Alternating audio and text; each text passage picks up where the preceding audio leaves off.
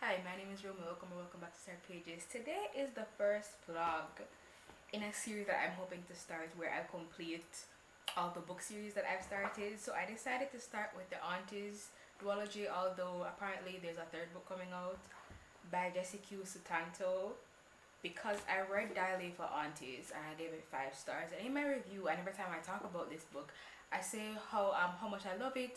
And it's like the Crack Treated Seriously tag on AO3. So if you like that, you're gonna like this in a published book, and it's so funny. So obviously, I just wanted to read it as a refresher before I start the sequel, cause I gave it 5 stars before. I know I'm gonna like it, and it was funny. It's a cute little silly little thing. Before I pick up the second book, imagine my surprise when I'm reading this and I'm not enjoying it the way I was enjoying it before. The jokes are not hitting, the characters don't seem fleshed out, this especially the aunties. I think the fact that only Medi's mother gets a name, I think that plays into part, but they just seem like caricatures. They don't seem like real characters, and they only have one ish character trait, aside from the fact that second aunt and first aunt don't like each other, and then Medi's mom and her and fourth aunt don't like each other. Aside from that, they only have like one thing. Second aunt does Tai Chi. First aunt is big aunt that's like in charge. Ma is Medi's mother. Fourth aunt is a singer and she's the younger one. Like, they don't feel, it's very hot. They don't feel real. And then there were like random things that just, they were just strange. Like in the first flashback chapter, I think it was, it's Medi and Nathan in the college days. It's very hot and there's no fan down here. I need to bring, anyway, and it's night time, so I don't want to open the windows and let the mosquitoes in. But anyway, in the first chapter, Jamaica is so hot. Jesus Christ. In the first flashback chapter with Neddy and Nathan, they're making mug cakes or something, and apparently that's a food. When I heard about it, I thought it was like the cake that you make in the mug, but they're making food in the mugs or something. And Nathan is mocking Medi because she wants to put this thing called pandan in her mug cake, and he wants to put sausage or something. And then he's making fun of her and saying, "Oh, I thought it was panda, whatever, whatever." And it just seems so strange, especially since it's a South Asian plant, And he's mixed, right? He's white, and his mother is white and his father is Asian, but his father is South Asian too, or Southeast Asian. So shouldn't he know what that is? And then even if he doesn't, just the fact that he was making fun of her and saying that he thought it was like a secretion from a panda as a joke, it wasn't funny to me. Strange. And then the way how the aunties were the butt of the joke the whole time, it just wasn't as funny as I remember it being. And Nathan and Medi in the flashback chapters, I wasn't feeling all that. It wasn't as romantic as I remember. I wasn't rooting for the romance that much. I wasn't feeling all this. So I'm disappointed. I ended up, I just finished it. I started it today. I meant to start the vlog when I started this book, but as I was realizing I was being disappointed, I was like disappointed as I was reading. I was like, let me just hurry up and finish this, talk to you about it, and then vlog the experience of the second one, which hopefully I like more. But I heard reviews of it from people who love this one and they weren't liking it, so I'm kind of nervous. But 3 stars, and that's me being generous. Medi was kind of annoying. Like, she not standing up for herself or anything until way at the end of the book. It just wasn't as good as I remember. There was something else. I have hot chocolate. Also, the writing was kind of cringy. Like, it wasn't as good as I remember. The writing is kind of cringy. It's like, I don't even know how to describe it, but she said, like, in her thoughts, like her aunts were arguing or something, and in her thoughts she said FFS, as in like, for fuck's sake. And I'm like, do people think FFS in their head? I don't think so. Maybe it's just me, but I don't think so. Also, I remember what it was now. When when the dead body is revealed, the officer arrests Nathan, the guy, right? And he like placing the blame on Nathan, and she decides, oh, she's going to pretend to be his lawyer to try to get the charges dropped, right? Especially since he's like a sheriff and she's like he's a big joke and he's not a real officer or whatever. So she's sure she can convince this guy to let Nathan go, which she's not wrong. But then no, she manages to convince him to give her and Nathan 5 minutes to talk in private. And she tells Nathan that listen, she's the one who killed the guy. And the guy's like, oh, I know. And she's like, what? And then he's telling her to let him take the murder charge for her, or let him take the fall instead of her. And she's like, no, I can't let you do that. And he's like, oh, I didn't fight for you before. I let you down once. I failed you once. I didn't fight for you before. Let me do this thing. As in like, when she broke up with him during college days, he didn't fight to stay. So now he's fighting for her by taking the murder charge. And I'm like, fight for her all you want, but I don't think taking a murder charge for her is the most sensible thing to do. You know what? Never mind. It might be romantic. It's like suspending my disbelief wasn't good enough for this book to be 5 stars anymore. And it's just so strange. Like, who would have thunk? I was one of the biggest advocates. I don't know, maybe my voice isn't that loud out in, the interwebs, but I was advocating for this book hard. And well, anyway, it's 11:28 p.m. So I'm not going to read this tonight. I'm going to start it tomorrow. But I'll hopefully update you as I'm reading. But yeah. Okay, so for Honest at a Wedding, I started this last night, and I also did this last night within the span of like 30 to 45 minutes. I think I read up to page 53. I remember putting it into Goodreads, and I had a comment at that page, and I was like, at page 53, I can tell you, but the page is like 320 something pages, and I didn't exit at page 53.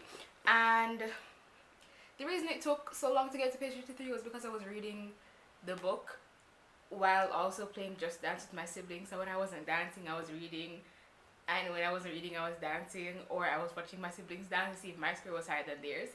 But anyway, so I was reading for Us on a Wedding, and immediately I was like, this is not gonna be as good as the first one, or at least my first experience reading the first one, because the second one, as you saw, was not as good. It was a 3-star. It was like a low 3 stars. It was me being generous giving it a 3-star. But from the very first page up to page 53, the main character, Medi, was just so embarrassed by her family, like by her aunt and her mother. She was so embarrassed by them, and it was like contrasted with her fiance Nathan, him loving them, or him being reassuring that, oh, his proper British family who properly assimilated into the UK or Britain, they will love her aunts who, her aunt and her mother, who are so embarrassing and whatever. And then in my first reading experience in Dialect for Aunties, I thought the aunts, I'm just gonna call them the aunties, her mother is included, the aunties, they were funny, and while their personalities and while that was the reason for the joke, they didn't feel like the butt of the joke, at least the first time. The second time, not that much. But in For Us on a Wedding, it just felt every single joke was at the expense of the auntie's behavior, and some things like Medi would be embarrassed by, and some things is not even that, and nothing to be embarrassed by, or like it could have been fixed if she had just put her foot down and said no, or asked them to not do this, because as she's getting embarrassed by them, she's saying, oh, I subtly tried to tell them this, or I didn't have the heart to tell them this, or I wish I had told them this when they first. I'm like, girl, just tell them. Because in the end of this book, she had this whole epiphany about how she's an adult now, and sometimes she needs to tell her aunties no, and she needs to make her own decisions or whatever, and then she's not doing it in this, right? So she's embarrassed because at her wedding, her fiance got this spectacular designer from Indonesia to come and design her wedding dress, and the dress for the family of the bride, like her mother and her aunts and whatever. But then the aunts went and got a different fancy designer, and it was like some ridiculous dress with some headpiece that they wanted, because it's like a big thing in Britain according to the aunts, and they had like Komodo dragons on the hat pieces, and she was so embarrassed by this. I'm like, and she's like, oh, I don't want it at my wedding. I'm like, girl, then tell them no. And then she's like, oh, but it makes them so happy. I'm like, fine. And then apparently the aunties got classes for British slang, so when they go over to Great Britain, they can talk to Nathan's parents in Britain or in British, which is a thing that they say, talk in British. But anyway,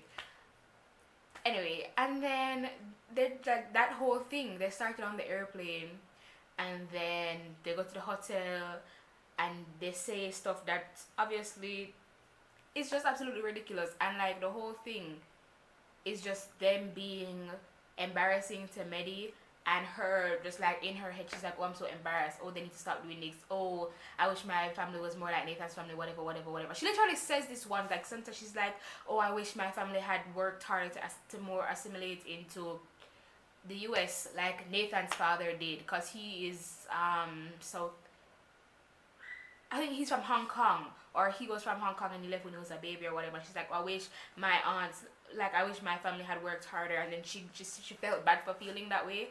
I'm like, but girl, even if you feel bad for saying that, you're literally embarrassed about them this whole time. And I was like, I was not in it. Like, I wasn't. And it was too much secondhand embarrassment for me. I literally feel sick at secondhand embarrassment, and a whole book, child. So I'm done with this series. I will unfortunately be unhauling these books, or I'll be putting them up on Depop and hoping somebody buys them. Otherwise, I'll figure something else out, because unhauling in Jamaica is not as easy as, you know, in other places, UK, Canada, US, wherever. Anyway. So next I will be rereading These Violent Delights by Chloe Gong, and then reading Or Violent Ends, the sequel. I also gave this book 5 stars, but I remember thinking back, I don't think it's going to be 5 stars again when I'm reading. Hopefully it's not the same experience as it being as valid for aunties, but I remember like reading it, giving it 5 stars, and like a couple months later, I'm thinking back, I'm like, that didn't make sense, or why did I give it 5 stars? And like I would see other reviewers talk about something, I'm like, you know, that's true. So I don't think it's going to be 5 stars, but hopefully I don't, you know, repeat that for aunties. And then Or Violent Ends, I hope I love it, because if I love these 2 books, then Chloe Gong has like 1,000,001 books out by now, so I'll hopefully, you know, get my hands on, or read them, and then if I like them, buy physical copies. Anyway, that's what's gonna happen now. Okay, so I'm 43% into These Violent Delights by Chloe Gong. Remember how I said I gave it 5 stars last time, and I was saying I hope this 5 star is not going to turn into like a 3 star, a low 3 star like for Aunts and a Wedding Day. It looks like that's gonna happen, because I'm not enjoying it, but I'm not disliking it. So it's going better than For Aunts and a Wedding, just a smidge. But it's definitely not gonna be the 5 stars I gave the first time, because more than anything else, the character them annoy me. Them are annoying me. Them pissing me off. More specifically Juliet, and I think Juliet is annoying me more than Roma, because Roma just feels so flat. Like he's not as fleshed out as Juliet is. I feel like Chloe Gong took a lot of time to work on Juliet's characterization and to flesh out her story and her background and her feelings and whatever, and Roma is not getting the same treatment, so he doesn't have the same amount of time to annoy me. But just because he doesn't have the same amount of time to annoy me, that's also annoying me, because I feel like if you're going to give me dual perspectives, then give me dual perspectives. And also, it's not just dual perspectives. Other characters in the book are getting like 1 or 2 chapters. It's like a random throwaway chapter where we're introduced to them, and it's not doing anything for the story. And I'm not one to say that every single chapter has to move the main plot along, but sometimes some of these chapters, like Kathleen's chapters, I understand. Benedict and Marshall, the one scene where it was in Benedict's perspective, the whole beginning of that chapter, I was like, do we need this? I don't think so, because this book is 449 pages and it does not need to be this long, because I'm 43% of the way in. I'm almost 200 pages in, and not a lot has happened plot wise. Like, most of the investigating, Roma and Juliet aren't working together yet, so they're investigating separately, but they're basically doing the same thing and getting, like, each of them is getting one side of the coin in their results, but they're doing the same thing. And like Roma and Juliet are doing the same thing, but they're also doing the same thing as themselves over and over again. Like, oh, they go into a building, they find something out, that's one piece. They go into another building, they find something out, they follow one person, they find something out, and they follow somebody, and then they buck up on each other. And I'm like, okay, cool. And I've also been annotating. So my biggest issue with Juliet specifically is she is the heir to the Scarlet Gang, right? She is planning to take over the Scarlet Gang. And like, when we in the first couple of chapters, when we met her and she was talking to her father, we were introduced to her father, she gave us this one line about how she was so upset that her father wasn't really wasn't really taking her seriously, or like letting her go into the meetings that she wants to go into. And she's like, oh, he's supposed to be teaching me how it's hot again, he's supposed to be teaching me how to take over the Scarlet Gang, he's supposed to be teaching me everything I need to know. And she was upset about that. And then later on in the book, every time her father gives her some advice, she gets upset and she brushes it off because it doesn't fit into her ideal behavior or how she wants to behave herself.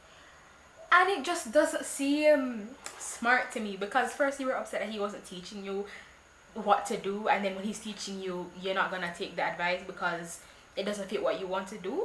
Like, make up your mind. Either you want to do everything yourself, or like create your own version of your leader, or you want your father to help you create a version of the leader you want to be for the Scarlet Gang. And then another thing, Juliet doesn't seem very politically savvy.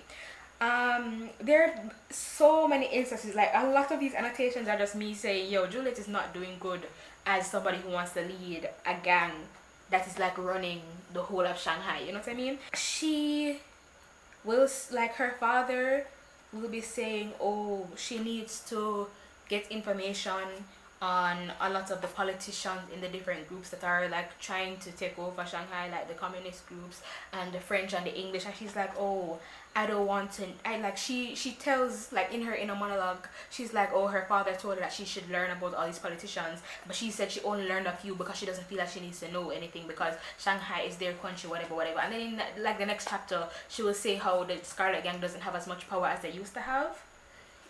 So like, are they powerful or are they not powerful? And then also, just learning the politicians, I feel like learning the names of the politicians and like what they can do for you, I feel like that is something you should be doing, even if your father didn't tell you to do it. And he told her, or he tried to tell her to do it, because like when she was staying in the US for schooling or whatever, the center of the US for schooling, he would like write in letters trying to give her information about the politicians and like imploring her to learn about these people, and she just refused to do it because she's gonna pick and choose who she's going to learn about. And that doesn't make sense as somebody who wants to lead the gang. And then she also does this thing where like she will be interacting with these powerful people. Let's say they're not as powerful as they could be right now, and she keeps saying how they need the Scarlet Gang, but the Scarlet Gang doesn't need them. And she will say, oh, we don't need them, but we need their weapons, which is the whole other thing. But they're like relatively powerful people, and her father will kind of cater towards them because he's saying, you know, these are very powerful people, these are very dangerous people, and then she will start disrespecting them to their face. And she does it over and over, and like there are other instances where she is in some kind of conflict and she just starts threatening people or she starts fighting people. I'm like, that's not the way to go.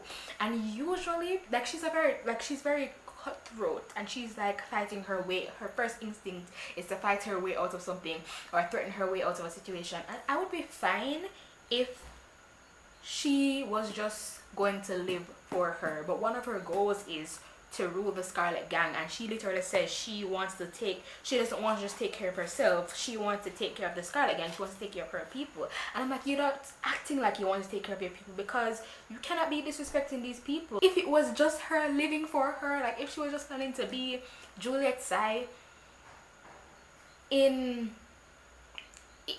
she was just planning to be an individual, being a dangerous individual in Shanghai, she can insult anybody she wants, she can threaten anybody she wants. I would be fine with that, I would be rooting for her. But she wants to be the leader of an organization that's going to need connections with these people, and she's insulting them left, right and center. It's not making sense. Oh, every time Roma and Juliet interact and we're in Juliet's point of view, and like they have physical contact, she's always like, oh, her body remembers this and this, and oh, she can't help but to react to this and this, and she has to tamper down this reaction. I'm not buying it, because she's saying, oh, her body remembers, and it's like, it's, you know, back when they were together, but that was 4 years ago.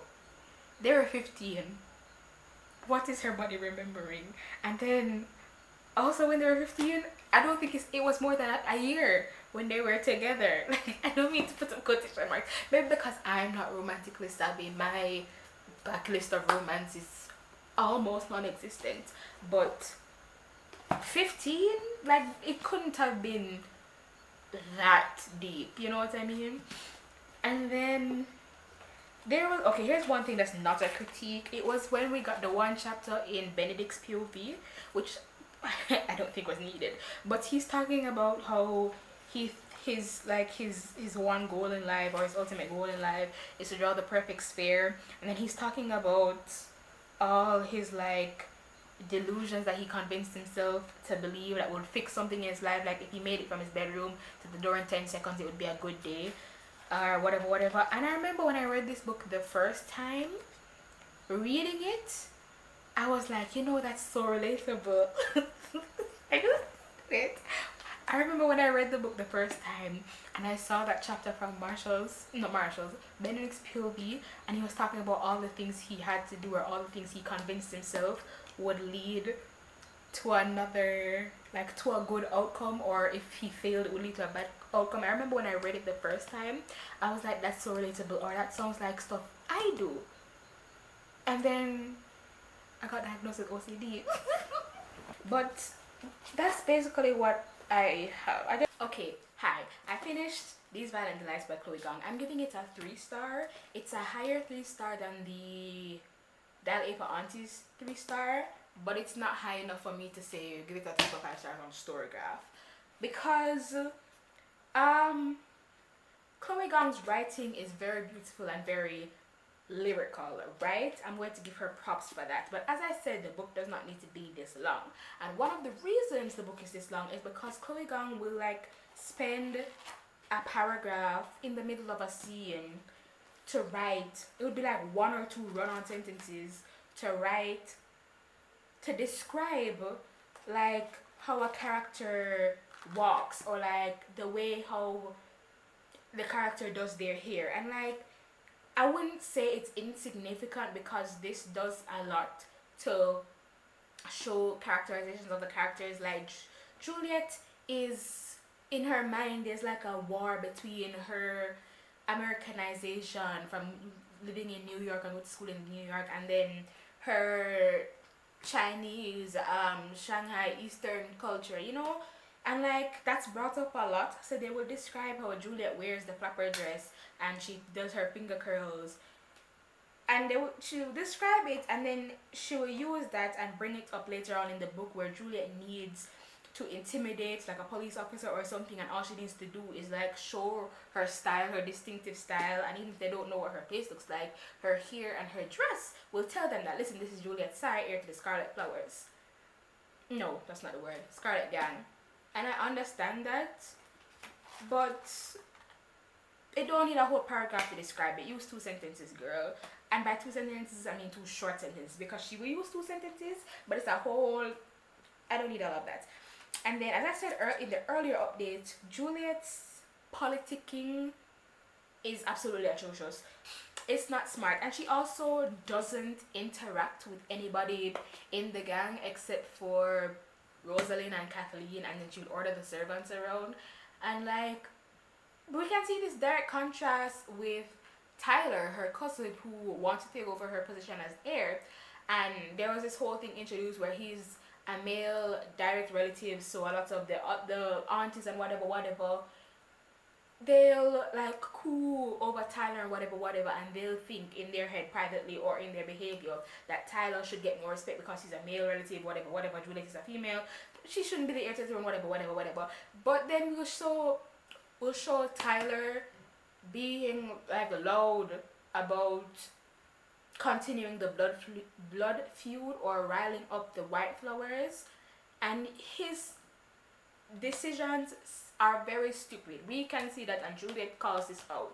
But also we see Tyler interacting with the members of the gang and forming connections. So even if he's the worst leader out there, obviously people are gonna follow him because he knows them and they know him. And all they know about Juliet is she's rude or she can kill them with a knife, Like, okay? And then Chloe Gong does this thing which I assume is the contrast to Roma and Juliet's character in this book, because we know that Juliet is very cutthroat, she's cold-hearted, whatever, she can kill anybody, she has all kind of rumors about her. And then she makes Roma this sort of soft-hearted, cold, wet blanket type of character, like, he doesn't want to kill people, whatever. It makes no sense because he's the leader, not the leader, he's the heir to the gang, the White Flowers, right? And he also says, he has to participate in the blood feud to keep the image that he wants to present to his father, whatever. And some of it is just Juliet playing up what she assumes Roma behaves like because she was betrayed by him. But even in Roma's POV, he'll talk about how he's like at the forefront of fist fights or whatever. But then there's this one scene where he's working with Juliet and they're being followed by these assassins, and he shoots one person. He kills one person, and this man is about to have a mental breakdown. And after that, they will be interacting or like bucking up into people that should not know Juliet and Roma are interacting. And literally in Juliet's POV, she will say if these people are allowed to leave, they will go and spread the word that Juliet Sai and Roma Matagal are interacting and they're working together. They're probably both traitors. One of them is a traitor or whatever. And Roma also acknowledges that, but whenever Juliet either kills the person or goes to kill the person, Roma's like, oh no, don't kill them. Oh no, you can let them go. Like, no, she can't let them go. Roma, you can't let them go. Because his whole thing is he needs to stabilize his position as heir because that's the only position where he will be safe in the gang. And I'm like, if they leave, you're not safe. Like, are you not using your brain? Don't piss me off. And then, at a certain point, I was very confused as to whose POV will be in. With third person POV, they'll mention their name at the beginning of a chapter, and like the rest of the chapter will be in their POV, which is fine. But then close to the end, Chloe Gong switches up the formula and she will start the chapter once again in third person POV, because the whole thing is written in third person POV. But she will start the chapter and in the very first line, she'll mention the character's name. Like, that's what's been going on this whole time. That's how we know whose POV it is, because in the very first line, character's name is mentioned. And then close to the end of the book, like in this, like the last 40% or so, we will start with one character's POV, and then a random paragraph in that POV will be like, if we start out in Juliet's POV, a random paragraph would be in Roma's POV, and like sometimes it's one after the other. So Juliet will be talking about how she's going to shoot this man, and then the very next line is Roma is like, oh, I've never been more worried for Juliet's safety. Like, what's going on? Why, like, did the editor not read this? And it made no sense. And then she mentions Juliet freaking flapper dress so many flipping times. I'm sick and tired. Also, about mentioning something I want over, do you know how many times in this book they mention Juliet having a weapon that nobody else is sure how she conceals it? Like, oh, where does she even keep the knife in her flapper dress? Oh, where does she even hide the gun? Oh, how does she manage to walk around with 4 guns and nobody can see where they are? Like, give me a break. Should I have made like a drinking game or something? If other characters being flabbergasted about Juliet's concealed weapon, where's she hiding it? In her really short flapper gown? I don't care. I don't care. Yeah, I'm starting Or Violent Ends now. I am 4 chapters in, and Juliet is pissing me off again. Romance pissing me off again. Yeah, so ain't not looking good. But anyway, have a good night. Goodbye. Bye. I finished Or Violent Ends. I gave it 2 stars. I waited a couple days after actually finishing this book, because it's August 2nd, right? And I finished this book not July 31st. I think I finished it the 30th. And I waited a couple days so that I could form coherent thoughts to give you a decent review on this book. And I'm here today to say that I could not do that because I just didn't like it. It pissed me off, and I don't care. I don't know, man. I don't know. I had the same problem as the first one. Juliet's politicking upset me.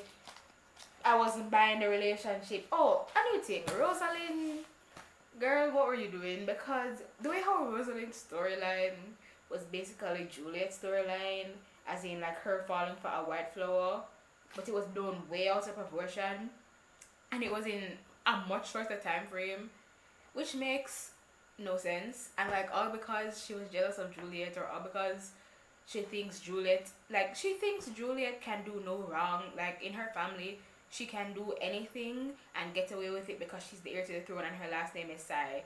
But like they don't have the same last name. So if she and she's like, if Rosalind is like, oh, if me and Kathleen do something wrong, then we can easily be thrown out of the family, whatever. So I'm going to do something that can get me thrown out of the family. Is she dumb?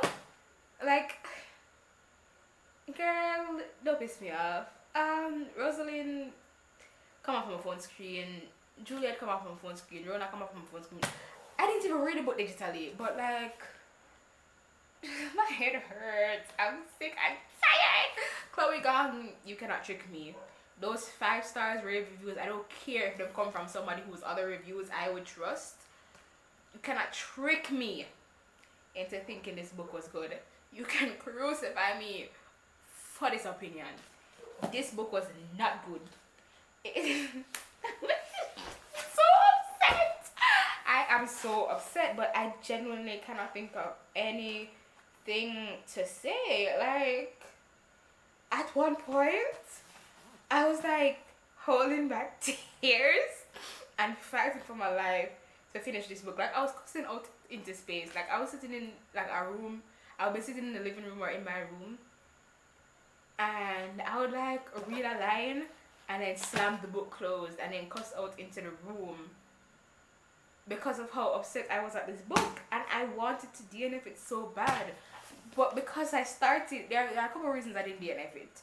One, when I was reading this book, I had only read 3 books for July, because the rest I think there were like 6 books on my TBR for July, and I read 2 of them, and the rest of them were DNFs, and I was like, I cannot DNF another book, and I cannot read less than 4 books in July, so I had to finish this book before July was done, which is why I didn't DNF it. And I had to hurry up and finish it because it was July 30th and it was only one more day.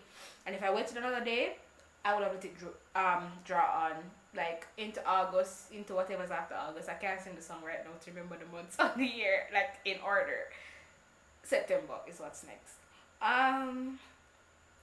But yeah, girl, I was so pissed off. I genuinely, I don't know. Goodbye. That's all I'm gonna say. Yeah, so I finished 2 series in this video. I think next I'm going to try the Poppy War trilogy, and I don't know, I'll figure it out. I have a whole, oh wait, I have the book right here. This is my reading journal. The Girl from the Well is a horror, so I could read that one. So we'll see. But anyway, regarding liking, commenting, and subscribing, do what you want. Bye.